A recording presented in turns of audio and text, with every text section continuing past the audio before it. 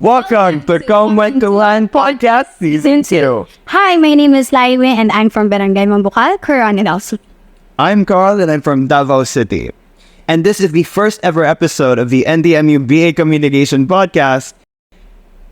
And honestly, we're all so excited to be here. Yeah, and for this season premiere, we'll all be talking about multiculturalism because we both speak Bisaya in a Hiligaynon environment.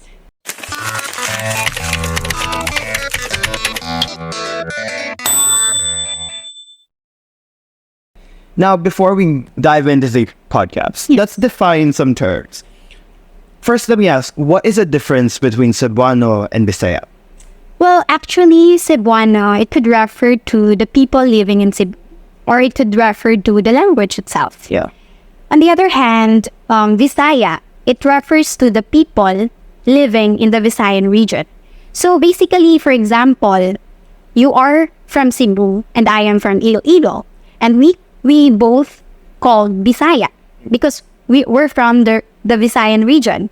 However, you're from Cebu and you speak the language, the Cebuano, you can be called as Cebuano. That's how we define it. So, what about Hiligaynon and Ilonggo? What are the difference between them? So, Hiligaynon talks about the language itself. Yeah. The language that the Ilonggo tribe speak.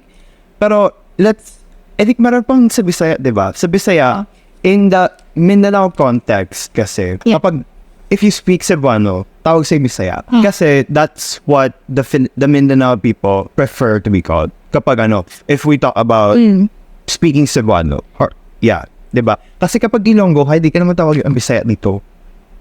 Diba? Kasi iba na yun eh. Kung Bisaya, kasi there are different, there's unique styles to Bisaya dito sa Mindanao. Meron iba kasing Bisaya ng Cebu, iba yung Bisaya ng Davao, iba yung Bisaya ng Jensan sa Cagayan de Oro. Yes, diba? sa Pagadian, and of course, iba din yung Bisaya dito sa Marbel. Yes, so Iba.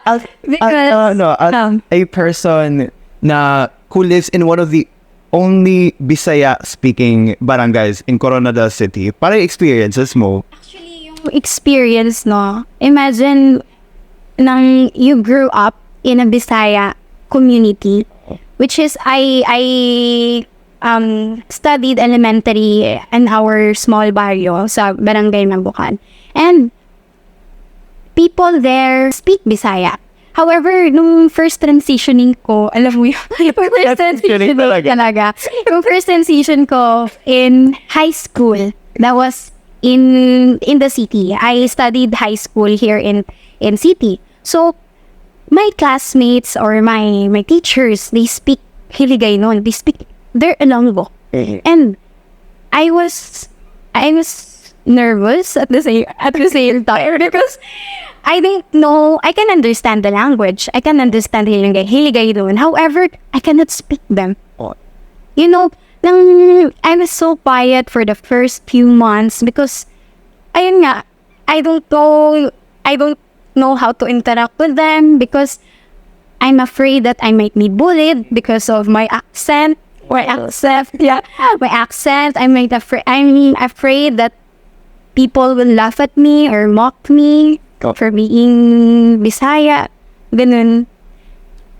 Kasi, yeah, it's a very vulnerable stage especially since high school, diba? High school. So it's very prone to bullying. Pero yun nga, for me naman, kasi I was born in Davao. Pero lumaki up sa Jensan. Tapos yung kinalakihan ko talaga is Tagalog. Kasi I was not raised by my parents. I was raised by a family friend. And sa household na yun, Chinese kasi sila.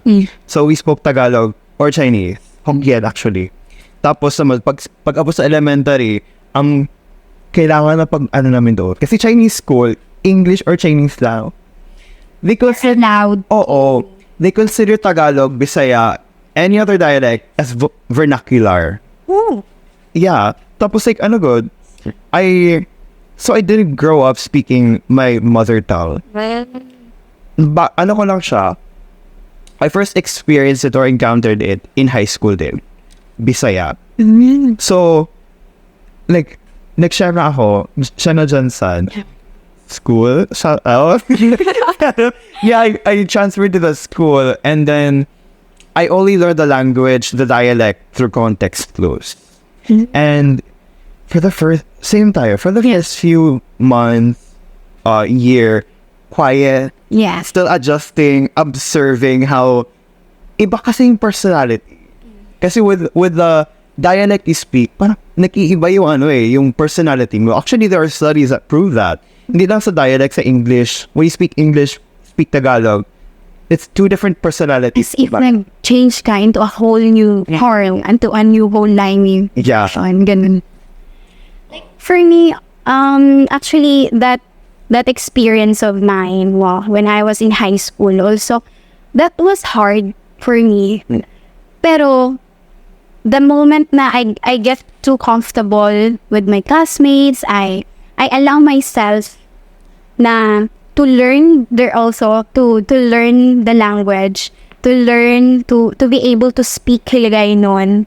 And I also accepted it no nga. Just being who you are good, na we can easily adapt to the environment that you are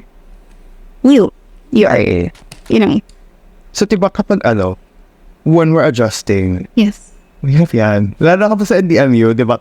Alam mo to, Ilonggo, diba? There are words in Ilonggo that are the same with Bisaya, but the meanings are completely different. Okay, for example, the famous karon. For example, let's say this scenario. Nag-ask yung friend ko or classmate ko, kailan mo ipasa ang assignment? Tapos, sa Cebuano or sa Bisaya, karon. Tapos, kung sa Ilonggo, karon na. Pero, they're both different meanings. They share the same spelling, karon. Pero, ang meaning niya magkaiba. Because sa Bisaya, karon means now. Sa Hilonggo, sa Hiligaynon, sa Hiligaynon, ang karon means later. So, funny story is that when my classmates back then asked me about sa assignment, so I said karon, meaning now pag-ipasa yung assignment, pero siya later niya pag-ipasa. So there was misunderstanding because of the meanings of the words that was used karon, the famous karon and the famous kuan. Wala siya sa Ilonggo. Wala. Pero it's a famous expression in Bisaya. In Bisaya. Anong kuan ko? Anong kuan ba? Diba? There's no definite definition to it. Yeah, it's what's the meaning? Ask me something. Diin tong naati to sa kuan. Asa tong kuan naati to sa kuan. It's pero parang siya that thing that thing parang ganun. Parang yun siya expression. Dakuan mo ter. Hindi mo masabtag. Kuan ba? Kanang kuan. It's kuan. The famous slangs in Bisaya. So, Carl, what are your advices to the students who are adjusting to a new environment? Ano ba yung mabibigay ko na advice sa sarili ko? I think nagawa ko naman yun is observing the people.